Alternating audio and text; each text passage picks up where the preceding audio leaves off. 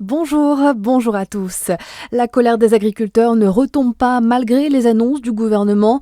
Une cinquantaine d'actions en France et notamment en Côte d'Or ont été recensées hier selon le ministère de l'Intérieur. Elles ont mobilisé 1600 personnes au total.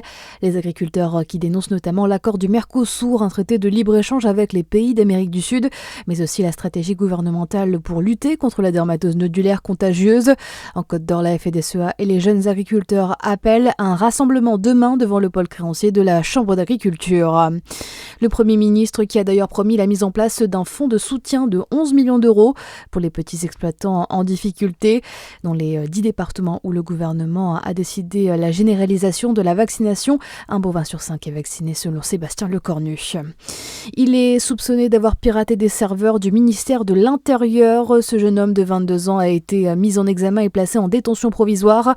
Il est notamment poursuivi pour accès frauduleux en bande organisée dans un système de traitement automatisé de données à caractère personnel mis en œuvre par l'État.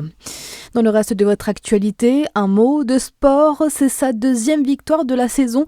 Elle est la nouvelle leader de la Coupe du Monde de biathlon du Grand Bornand devant la Finlandaise Suvi Mäkinen et l'Italienne Dorothea Virer. La Française Lou Jean Monod a dominé hier la poursuite de l'étape. La Jurassienne qui s'empare donc du dossard jaune de leader. Dernière journée aujourd'hui avec les Mastars. Ça commence avec les dames des midi 15. Et dans le même temps, à Annecy aussi, le Français Émilien Jacquelin finit deuxième sur la poursuite masculine. Un mot de football féminin et cette 11e journée d'Arkema Première Ligue hier. Les féminines dijonnaises s'imposent 1-0 face à Saint-Etienne et s'installent à la 6e place du classement.